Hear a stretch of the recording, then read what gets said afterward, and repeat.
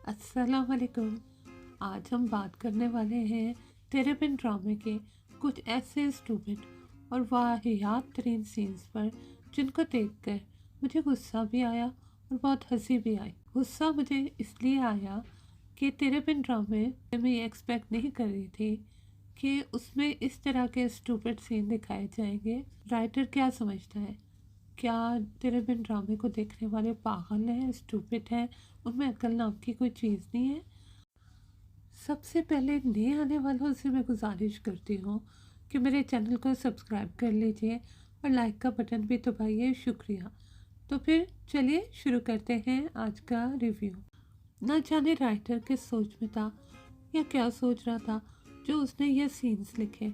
मुझे ये सीन्स देखकर हंसी भी आई और गुस्सा भी। गुस्सा इसलिए कि ऐसे बचकाना सीन्स की पाकिस्तानी ड्रामा में कोई जगह नहीं। एक सीन तो ये था जहाँ मीरा अपनी माँ फजीला काजी के साथ बहस करती है कि आपने मेरी सारी पिक्चर्स तस्वीर हटा दी हैं, और फिर जब माँ उसे बताती है कि बेटा तुम्हारा बाप उन तस्वीरों को देख देख कर रोता था, तुम्हें याद करता था, तो वो बेहसी से खड़ी माँ को रोते और अपना दुखड़ा सुनाते हुए देखती रहती है, फिर बिना कुछ कहे या तसल्ली दिए बिना चली जाती है।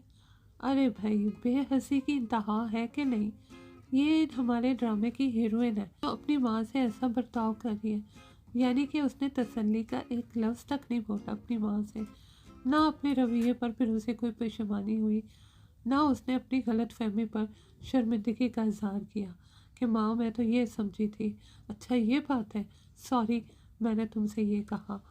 और ना ही तो उसने माफ़ी मांगी। आपका क्या ख्याल है, उसका ये रवैया दुरुस्त था? अरे भाई, एक लड़की जिसको ड्रामे की हीरोइन दिखाया वो जब इस तरीके के रवैये का बर्ताव करेगी तो फिर वो हीरोइन काहे की रही। मुझे तो यह सीन बिल्कुल समझ में नहीं आया और पसंद भी नहीं आया। कमेंट्स में अपनी राय का ज़रूर इज़हार कीजिएगा कि आपको यह सीन कैसा लगा था।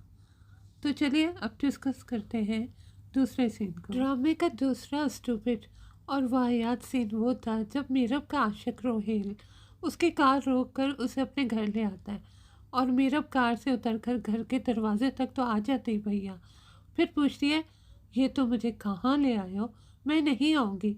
तो भैया आ तो तुम गई हो, अगर नहीं आना था तो कार से उतरना ही नहीं चाहिए था ना।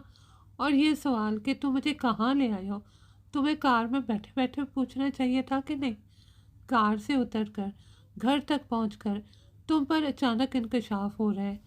तीसरा सीन जो मुझे बहुत ही स्टूपिड तरीन लगा वो ये था जब रोहेल उसको अपने कमरे में हाथ पकड़ कर लेकर जाता है, फिर उसे एक छोटा सा बोर्ड जिस पर चंद तस्वीर और कार्ड्स वगैरह लगे होते हैं दिखाकर कहता है देखो मेरी ये दीवानगी।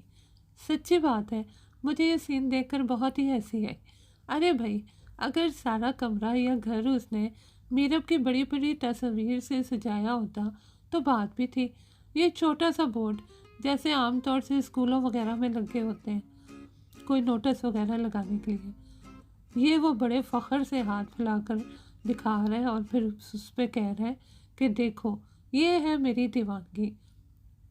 और हमारी हीरोइन साहिबा भी आंखें फैला फैला कर यूँ हैरान हो रही है कि जैसे पता नहीं उसने कोई कितना बड़ा काम कर दिया, कौन सा तीर मार दिया, कोई दूध की नहरें खोद दी हैं। तो ये सब कुछ बहुत ही हिलेरियस था। और भैया मुर्तज़म को तो कोई बड़ा ही टॉप क्लास जन मुरीद यानी जोरू का गुलाम दिखाया गया है इस ड्रामे में कि ये इतनी बदतमीजियाँ कर रही है, एटीट्यूड दिखा रही है, और वो जो है बस जन मुरीदी का किरदार अदा करता जा रहा है।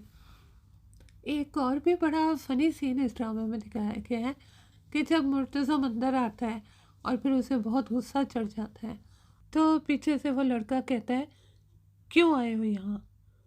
वो कहता है अपनी बीवी को लेने। तो वो कहता है कि ये तुम्हारी बीवी नहीं है। व्हाट? अरे भाई क्या कह रहे हो तुम। उसके बाद फिर वो लड़का कहता है अगर तुम्हारी बीवी है तो पहले मेरी क्लास फेलो है।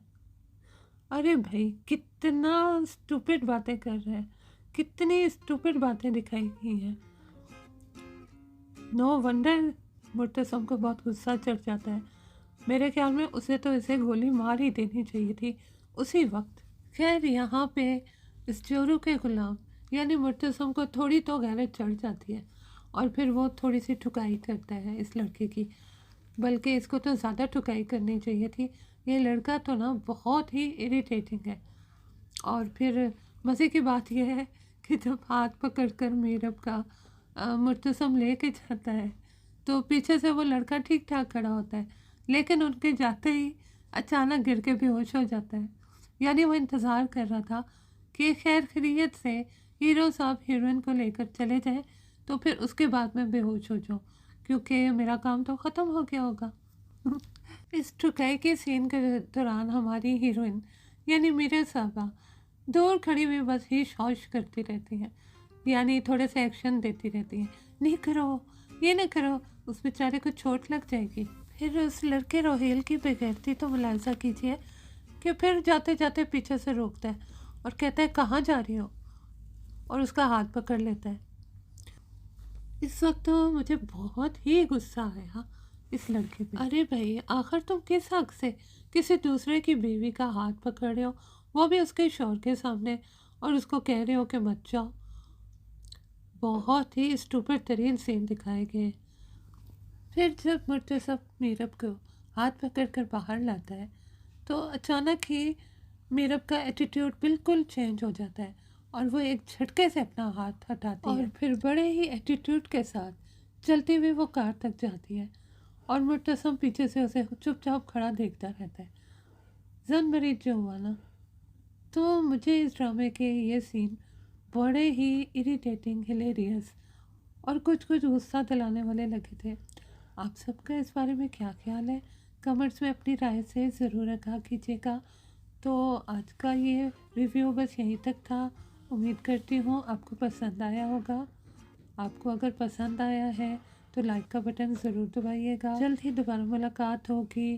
फ़िलहाल के लिए मेरी तरफ से अल्लाह हाफिज़।